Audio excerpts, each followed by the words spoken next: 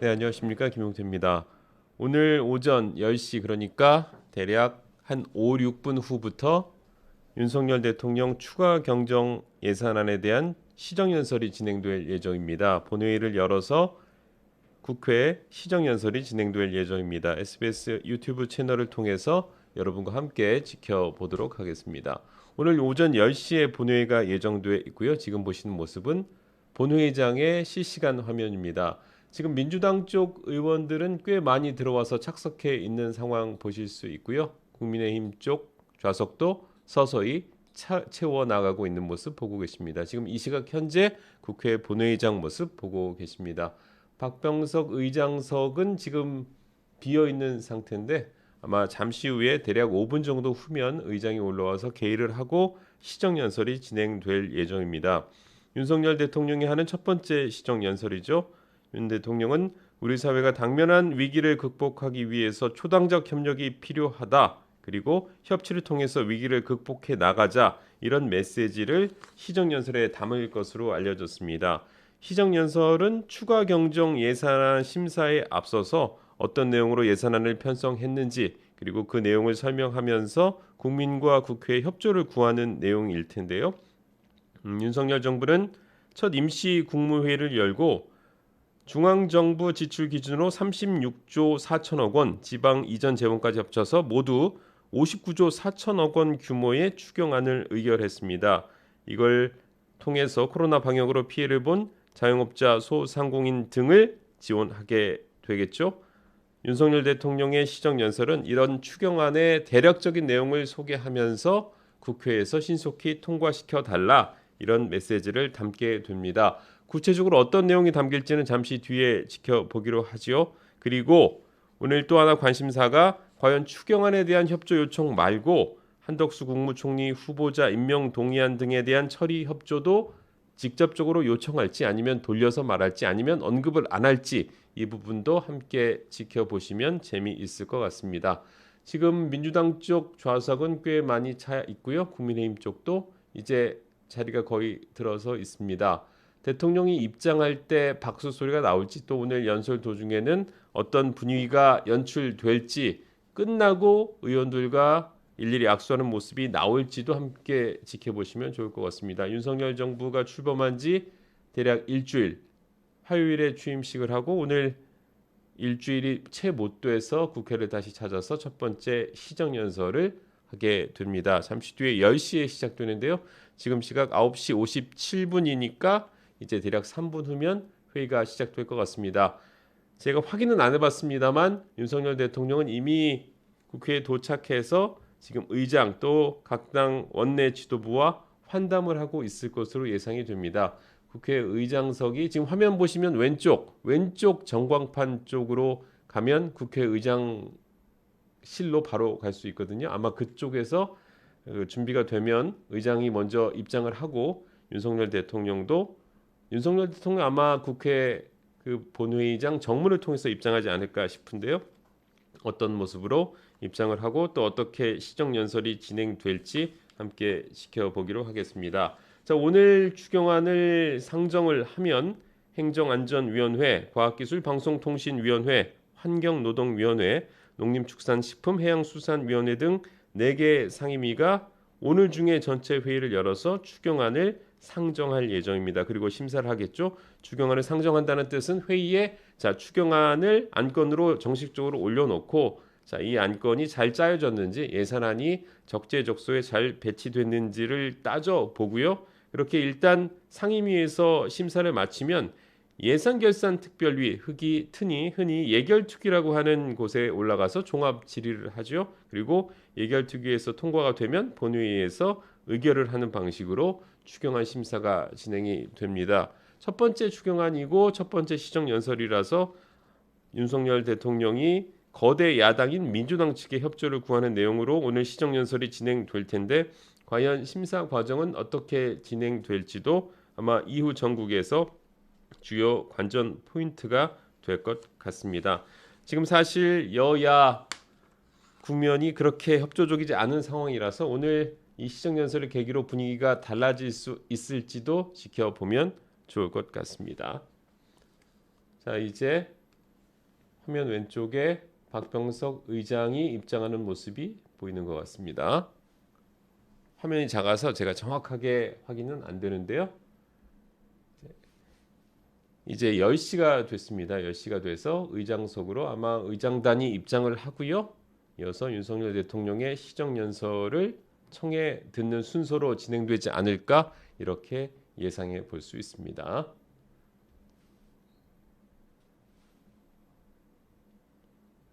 네, 의장석에 의장이 입장했습니다. 착석했고요.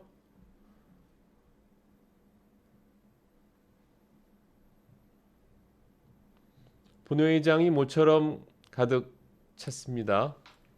최근의 본회의 모습은 의석을 정돈해 주시기 바랍니다.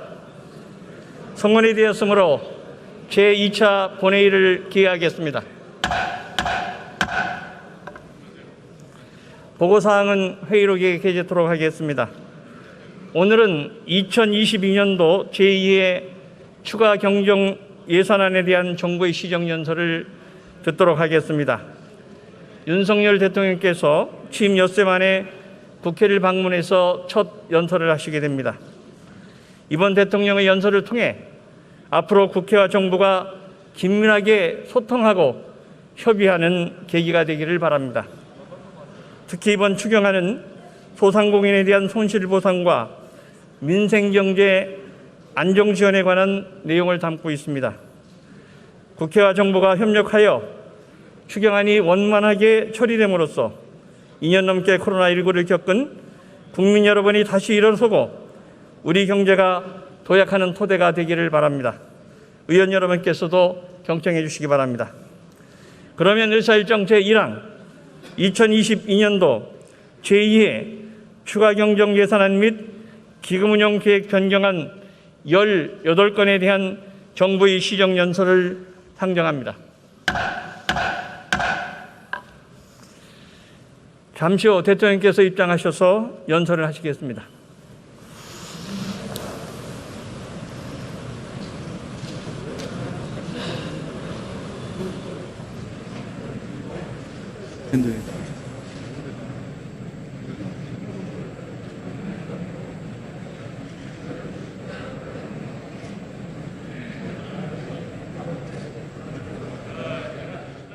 지금 대통령께서 입장하고 계십니다.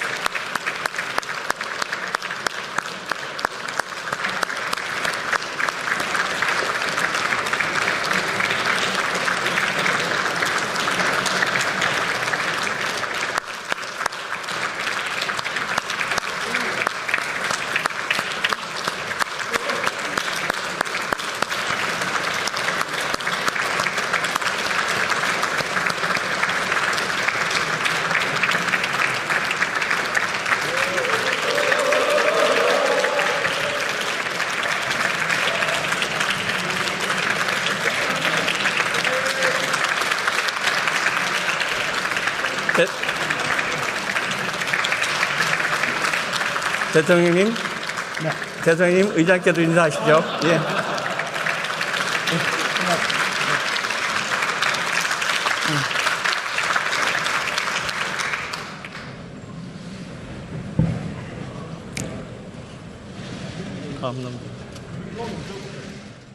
존경하는 국민 여러분, 박병석 국회의장님과 국회의원 여러분, 5월 10일 취임식 이후 채 일주일이 지나지 않아 다시 국회를 찾았습니다. 오늘은 정부에서 편성한 2022년도 제2회 추가경정 예산안 및 기금운용 계획안의 주요 내용을 의원 여러분께 직접 설명드리고자 이 자리에 섰습니다. 국회에서 드리는 첫 시정연설을 통해 우리가 당면한 상황과 앞으로 새 정부가 풀어가야 할 과제를 의원 여러분들과 함께 고민하고자 합니다. 지금 우리가 직면한 대내외 여건은 매우 어렵습니다. 탈냉전 이후 지난 30여 년간 지속되어 오던 국제 정치 경제 질서가 급변하고 있습니다. 정치, 경제, 군사적 주도권을 놓고 벌어지는 지정학적 갈등은 산업과 자원의 무기화와 공급망의 블록화라는 새로운 흐름을 만들어내고 있습니다. 이러한 글로벌 정치 경제의 변화는 수출을 통해 성장해오던 우리 경제의 큰 도전입니다. 국내외 금융시장도 불안정합니다. 높은 수준의 인플레이션이 지속되면서 금리 인상과 유동성 축소 속도가 빨라지고 있어 금융시장에도 부정적인 영향을 미치고 있습니다. 높은 물가와 금리는 취약계층에게 더 큰 고통을 줍니다. 방역 위기를 버티는 동안 눈덩이처럼 불어난 손실만으로도 소상공인과 취약계층에게는 치명적입니다. 우리의 안보 현실은 더욱 엄중해지고 있습니다. 북한은 날이 갈수록 핵무기 체계를 고도화하면서 핵무기 투발 수단인 미사일 실험 발사를 계속 이어가고 있습니다. 제가 취임한 지 이틀 뒤인 지난 5월 12일에도 북한은 미사일 3발을 발사했습니다. 올해 들어서만 16번째 도발이며 핵실험을 준비하는 정황도 파악되고 있습니다. 형식적 평화가 아니라 북한의 비핵화 프로세스와 남북 간 신뢰 구축이 선순환하는 지속 가능한 평화를 우리는 만들어가야 합니다. 이번 주에 방한하는 미국 바이든 대통령과 인도 태평양 경제 프레임워크를 통한 글로벌 공급망 협력 강화 방안을 논의할 것입니다. 공급망 안정화 방안뿐 아니라 디지털 경제와 탄소 중립 등 다양한 경제 안보에 관련된 사안이 포함될 것입니다. 정부가 주요국과 경제 안보 협력을 확대하고 국제 규범 형성을 주도하기 위해서는 국회의 도움이 절실합니다. 국민 여러분, 그리고 의원 여러분, 지금 우리가 직면한 나라 안팎의 위기와 도전은 우리가 미뤄놓은 개혁을 완성하지 않고서는 극복하기 어렵습니다. 지속 가능한 복지 제도를 구현하고 빈틈없는 사회 안전망을 제공하려면 연금 개혁이 필요합니다. 또 세계적인 산업 구조의 대변혁 과정에서 경쟁력을 제고하고 많은 일자리를 창출하기 위해서는 글로벌 스탠다드에 부합하는 노동 개혁 역시 필요합니다.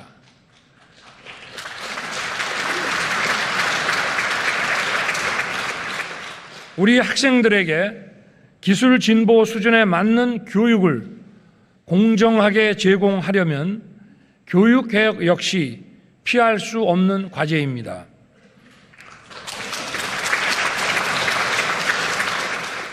연금 개혁, 노동 개혁, 교육 개혁은 지금 추진되지 않으면 우리 사회의 지속 가능성을 위협하게 되고 더 이상 미룰 수 없는 과제가 되었습니다. 정부와 국회가 초당적으로 협력해야 합니다.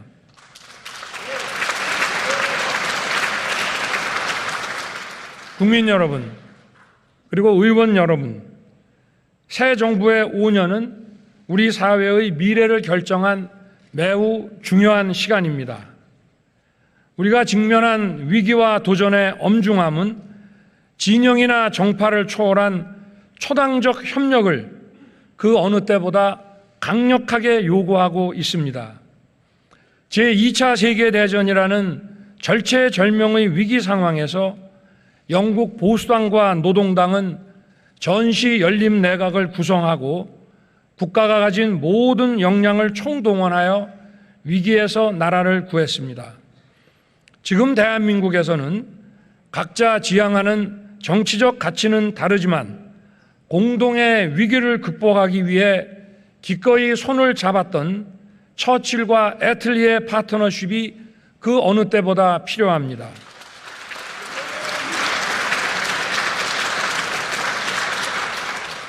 진정한 자유민주주의는 바로 의회주의라는 신념을 저는 가지고 있습니다. 의회주의는 국정 운영의 중심이 의회라는 것입니다. 저는 법률안 예산안뿐 아니라 국정의 주요 사안에 관해 의회 지도자와 의원 여러분과 긴밀하게 논의하겠습니다. 그리고 그래야 마땅하다고 생각합니다. 존경하는 의원 여러분, 오늘 제가 제안 설명드릴 추경안은 우리 앞에 놓인 도전을 의회주의 원리에 따라 풀어가는 첫 걸음으로서 의미가 크다고 생각합니다. 정부가 이번 추경안을 편성하는 과정에서 고려한 것은 소상공인의 손실을 온전히 보상하고 민생 안전을 충분히 지원하면서도 금리, 물가 등 거시경제 안정을 유지하면서 재정의 건전성도 지켜야 한다는 점이었습니다. 이번 추경의 총 규모는 59조 4천억이지만 지방정부 이전분 23조 원을 제외하면 중앙정부는 총 36조 4천억 원을 지출하게 됩니다. 이러한 재원을 조달하기 위해서 정부는 전년도 세계 잉여금 등 가용 재원 8조 1천억과 금년도 지출 구조 조정에 의한 예산 절감액 7조 원을 활용하였고 나머지 21조 3천억은 금년도 초과 세수 53조 3천억 원 중에 일부를 활용하였습니다. 초과 세수의 나머지 재원은 앞서 말씀드린 지방재정의 23조 원, 국가 채무 감축에 9조 원을 쓰도록 하겠습니다. 이제 정부가 금년 추경을 통해 추진하고자 하는 주요 예산 사업에 대해 간략히 설명드리겠습니다. 첫째, 소상공인의 손실에 대해 온전하게 보상하겠습니다. 지난 2년간 코로나 방역 조치에 협조하는 과정에서 소상공인을 중심으로 막대한 피해가 발생하였고 우리 민생 경제는 지금 위기에 빠져 있습니다. 이렇게 발생한 손실을 보상하는 일은 법치 국가의 당연한 책무라고 사료됩니다. 또한 적기에 온전한 지원이 이루어지지 않으면 어렵게 버텨왔던 소상공인이 재기불능에 빠지고 결국 더 많은 복지 재정 부담으로 돌아올 것이 명백합니다. 구체적으로 정부는 이번 추경에서 총 24조 5천억 원을 투입하여 전체 370만 개의 소상공인 업체에 대해 최소 600만 원에서 최대 1,000만 원까지 손실 보상 보전금을 지원하겠습니다. 그리고 보상의 기준과 금액도 대폭 상향하겠습니다. 둘째, 방역과 의료 체계 전환을 지원하겠습니다. 오미크론의 급격한 확산에 따른 진단검사비와 격리 및 입원 치료비, 생활지원비와 유급휴가비 등의 3조 5천억 원을 지원할 것입니다.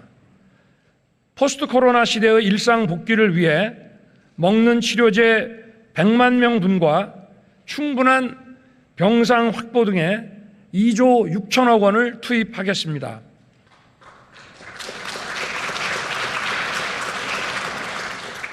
마지막으로 물가 등 민생 안전을 위해 총 3조 1천억 원을 지원하겠습니다.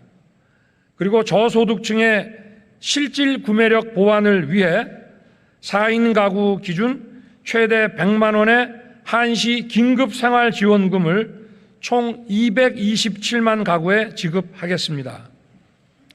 그리고 서민을 위한 저금리 대출 지원, 냉난방 부담 완화를 위한 에너지 바우처, 대학생들에 대한 근로장학금, 장병들의 급식비 인상 등 현재 인플레이션으로 어려움을 겪고 계신 분들을 꼼꼼하게 살펴서 지원하겠습니다.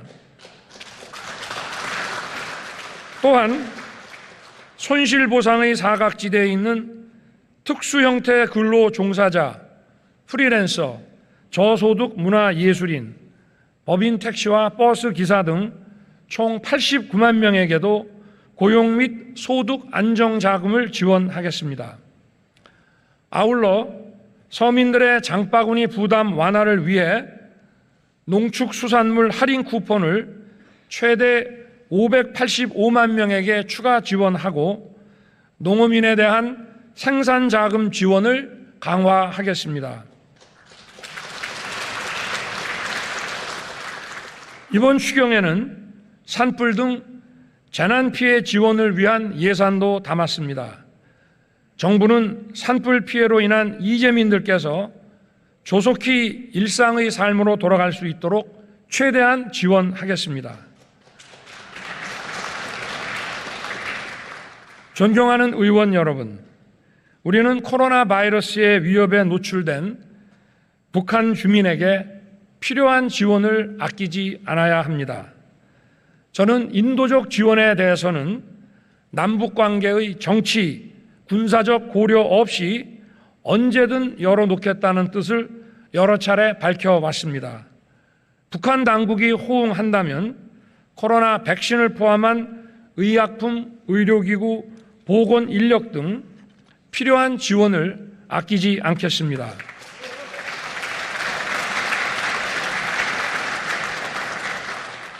존경하는 국민 여러분, 그리고 국회의장님과 국회의원 여러분, 우리 국민은 위기 때마다 힘을 모았습니다. 우리 국민은 모두가 힘들었던 코로나 상황 속에서 너나 할 것 없이 이웃들을 보호하기 위해 자신의 피해는 기꺼이 감내하였습니다. 이제는 정부와 국회가 나설 때입니다. 국민의 희생이 상처가 아닌 자긍심으로 남도록 마땅히 보답해야 한다고 생각합니다. 이번 추경안은 소상공인에 대한 손실보상과 서민 생활의 안정을 위한 중요한 사업들을 포함하고 있습니다. 민생 안정이 그 어느 때보다 시급하다는 점을 고려하여 추경이 이른 시일 내에 확정될 수 있도록 국회의 협조를 간곡히 부탁드립니다. 그리고 추가 경정 예산안뿐 아니라 다른 국정 현안에 관해서도 존경하는 의원 여러분께서 깊은 관심을 가지고 도와주실 것을 부탁드립니다. 우리는 여야가 치열하게 경쟁하면서도 민생 앞에서는 초당적 협력을 통해 위기를 극복해온 자랑스러운 역사가 있습니다. 존경하는 박병석 국회의장님, 그리고 의원 여러분, 오늘 이 자리가 우리의 빛나는 의회주의 역사에 자랑스러운 한 페이지로 기록되기를 저는 희망합니다. 감사합니다.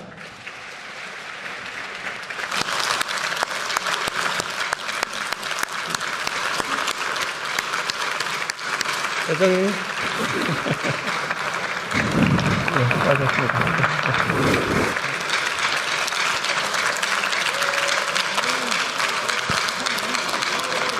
출근하느냐? 나가시고 가시고.